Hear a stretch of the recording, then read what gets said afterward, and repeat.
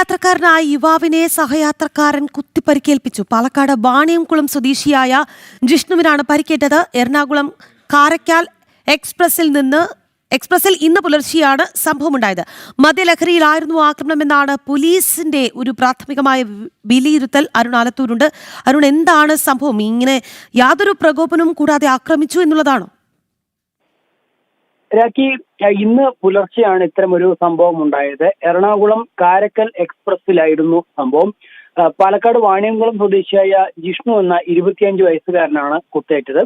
ഈ ജിഷ്ണു എറണാകുളത്ത് നിന്നും ജോലി കഴിഞ്ഞ് തിരികെ പാലക്കാട് വാണിയംകുളത്തേക്ക് ഈ ട്രെയിനിൽ വരികയായിരുന്നു. ആ സമയത്ത് പുലർച്ചെ കൊച്ചിൻ പാലത്തിന് സമീപം, ഷൊർണൂരിലെ കൊച്ചിൻ പാലത്തിന് സമീപത്തേക്ക് ട്രെയിൻ എത്തിയ സമയത്ത് ഇദ്ദേഹം ട്രെയിനകത്ത് നല്ല തിരക്കുണ്ടായിരുന്നു.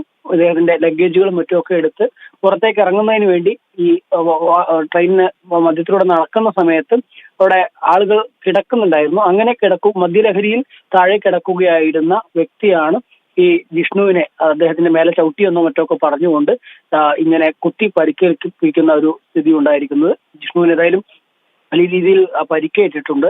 കാലിലും മറ്റുമൊക്കെയാണ് കുത്തിയിട്ടിരിക്കുന്നത്. അദ്ദേഹത്തെ അടുത്തുള്ള ഒരു ആശുപത്രിയിൽ പ്രവേശിപ്പിക്കുകയും ചെയ്തിട്ടുണ്ട് എന്നുള്ളതാണ്. നിലവിൽ പാലക്കാട് നിന്നും RPF ഈ കുത്തിയ വ്യക്തിയെ, തമിഴ്നാട് സ്വദേശിയാണെന്നാണ് അറിയാൻ സാധിക്കുന്നത്, ഇയാളെ പിടികൂടിയിട്ടുണ്ട് എന്നുള്ള ഒരു സൂചനകൾ കൂടി ഇപ്പോൾ പുറത്തു വരുന്നുണ്ട്. ശരി അരുൺ, എന്തായാലും വളരെ നിർണായകമായ ഒരു വാർത്തയുടെ വിവരങ്ങളാണ് അരുൺ ആലത്തൂർ പാലക്കാട് നിന്ന് പങ്കുവച്ചത്. ഇന്ന് പുലർച്ചെയാണ് തീവണ്ടി യാത്രക്കാരനായ യുവാവിനെ സഹയാത്രക്കാരൻ കുത്തി പരിക്കേൽപ്പിച്ചത്. മദ്യലഹരിയിലായിരുന്നു ആക്രമണം എന്നുള്ളതാണ് പോലീസിന്റെ പ്രാഥമികമായ വിലയിരുത്തൽ.